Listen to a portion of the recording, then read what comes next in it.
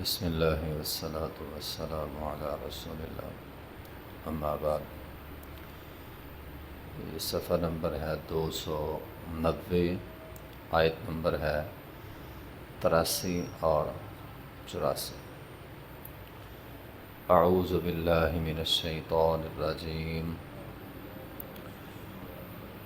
بسم اللہ الرحمن الرحیم۔ فَأَنْجَيْنَاهُ وَأَهْلَهُ إِلَّا امْرَأَتَهُ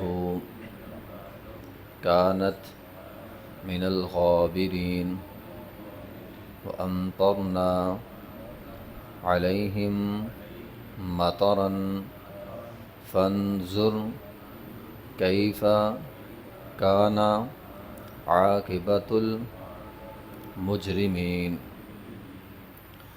فَأَنْجَيْنَاهُ، سو ہم نے نجات دی اس کو، یعنی لوط علیہ السلام کو، وَأَهْلَهُ اور اس کے گھر والوں کو، إِلَّا امْرَأَتَهُ سوائے اس کی بیوی کے، كَانَتْ مِنَ الْغَابِرِينَ وہ پیچھے رہنے والوں میں سے تھی۔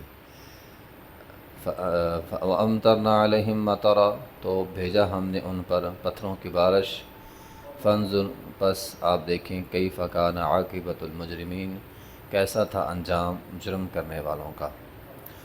یہاں درمیان میں اللہ تعالیٰ نے واقعہ سورہ ہود کے اندر ہے کہ کیسے کیسے ان پر عذاب آیا۔ بہرحال قوم لوط پر عذاب آیا سورہ ہود کے اندر ہے کہ جو فرشتے ابراہیم علیہ السلام کو بیٹے کی خوشخبری دینے آئے تھے، وَلَقَدْ جَاءَتْ رُسُلُنَا إِبْرَاهِيمَ بِالْبُشْرَىٰ قَالُوا سَلَامًا، تو وہی فرشتے قوم لوط پر عذاب کے لیے بھی آئے، اور اس بات کا تذکرہ انہوں نے ابراہیم علیہ السلام سے بھی کیا۔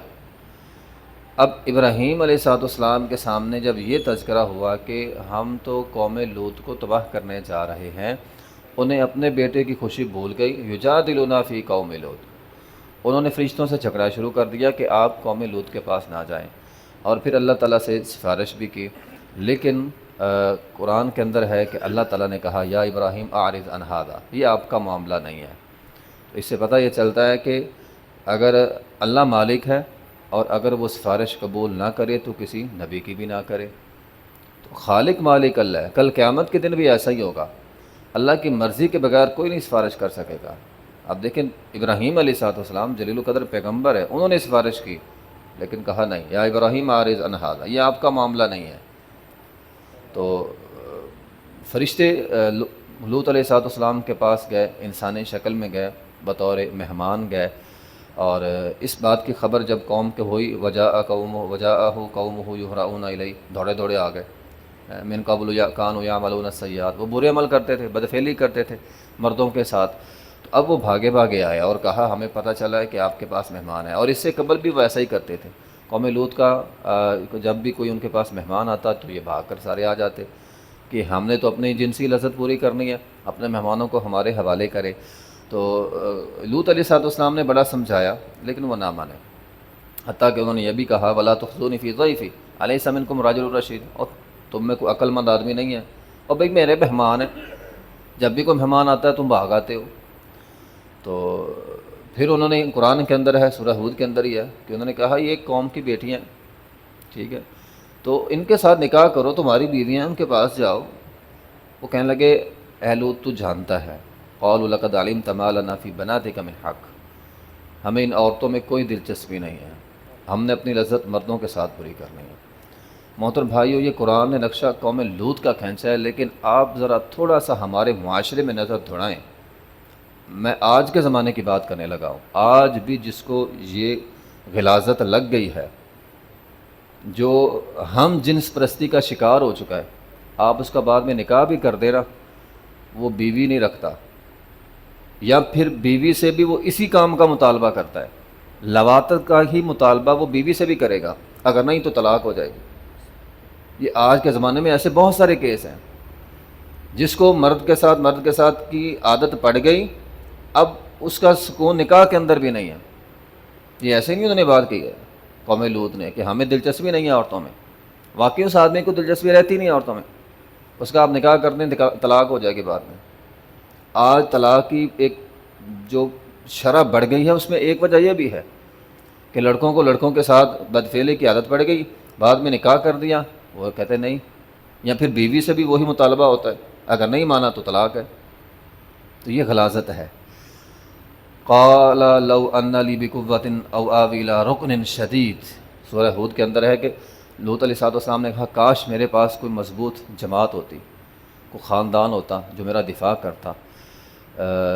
اس سے پتہ چلتا اسباب مہیا کرنے چاہیے، اور حدیث کے اندر ہے کہ یہ قوم لوط علیہ السلام آخری پیغمبر تھے جو فرد واحد تھے۔ اس کے بعد اللہ تعالیٰ نے، چونکہ انہوں نے یہ دعا کی تھی کہ میرے پاس مضبوط کوئی جماعت ہوتی، اس کے بعد اللہ تعالیٰ نے جو بھی پیغمبر بھیجا وہ بڑے خاندان میں سے بھیجا۔ آپ دیکھ لیں اس کے بعد جتنے پیغمبر نبی علیہ السلام پر اگرچہ ان کے خاندان والے ایمان نہیں لائے، لیکن وہ خاندان کی بیس پہ دفاع ضرور کرتے تھے۔ ابو طالب خاندان کی بیس پہ دفاع کرتا تھا، اور بہت سارے لوگ شیب ابی طالب میں ہی جب ان کو معصور کر دیا گیا تھا نبی علیہ السلام اور صحابہ کرام کو، تو خاندان کے لوگوں نے کہا تھا یار کو شرم کرو، ٹھیک ہے۔ تو اس کے بعد حدیث میں ہے کہ نبی علیہ السلام نے فرمایا جتنے بھی انبیاء آئے وہ قوم کے کسی بڑے خاندان میں سے تھے، تاکہ اگر وہ ایمان نہ بھی لائیں تو کم از کم اپنے بندے کا دفاع خاندان کی بنیاد پر ضرور کریں۔ تو جب یہ سارا معاملہ ہو رہا تھا، فرشتوں نے کہا ہے تو پریشان کیوں ہوتا ہے، ہم کوئی انسان تھوڑی نہ ہیں، ہم تو عذاب کے فرشتے ہیں، آپ کے لیے حکم کیا ہے؟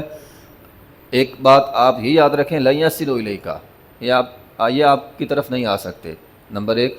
نمبر دو، اللہ تعالیٰ نے جو حکم دیا وہ یہ ہے فَأَسْرِ بِأَهْلِكَ بِقِطْعٍ مِّنَ اللَّيْلِ، آج رات کا وقت ہوگا، اندھیرا چھائے گا، آپ نے چپکے سے یہاں سے نکل جانا، کسی کو بتانا بھی نہیں ہے، حتیٰ کہ اپنی بیوی کو بھی نہیں بتانا۔ تو پھر یہی ہوا، لوط علیہ السلام وہاں سے نکل گئے۔ تو یہاں سے یہ ہے فَأَنجَيْنَاهُ وَأَهْلَهُ إِلَّا امْرَأَتَهُ کہ اہل سے مراد اگرچہ ان کی بیوی بھی تھی، لیکن قرآن نے ساتھ ہی استثناء کر دیا کہ لوط اور لوط کی بیٹیاں وہ محفوظ رہیں، اور ان کی جو بیوی تھی اس پر بھی وہی عذاب آیا، وہی ہلاکت آئی جو قوم لوط پر آئی۔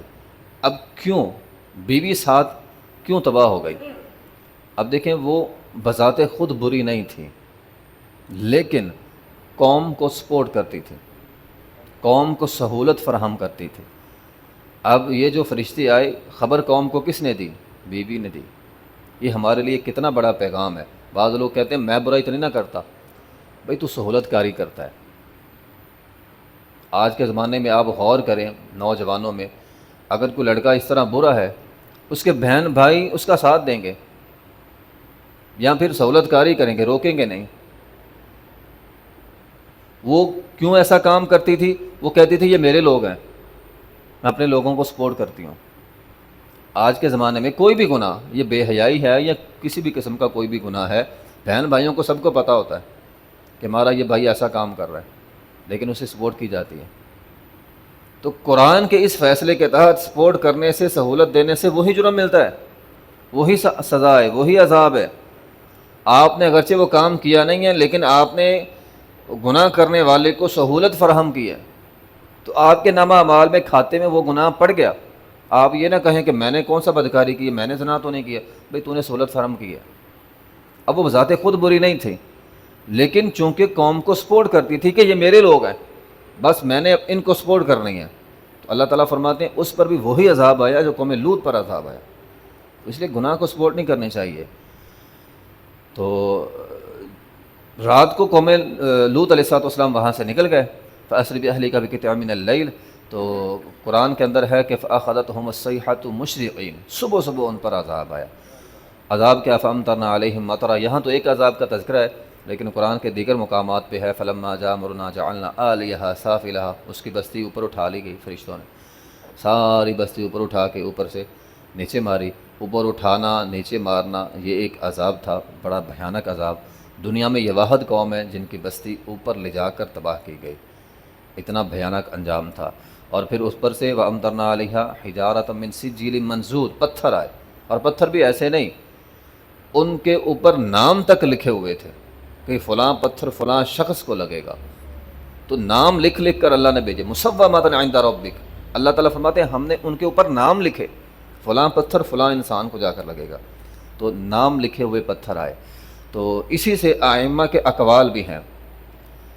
حتیٰ کہ وہ ائمہ جن کے بارے میں یہ تصور کیا جاتا ہے کہ وہ دین کے معاملے میں نرم ہے، جس طرح کہ ابو حنیفہ رحمہ اللہ تعالی، ان کا بھی خاص طور پہ اس معاملے کے اندر یہ قول ہے کہ جو بندہ ہم جنس پرستی کرتا ہے، مردوں کے ساتھ بدفعلی کرتا ہے، اس کا انجام یہ ہے کہ اسے اوپر دیوار پر لے جا کر نیچے گرا دیا جائے، اوپر سے پتھر مارے جائیں، کیونکہ اللہ نے یہ سزا دی ہے، ایک اوپر سے گرانا، اوپر سے پتھر مارنا۔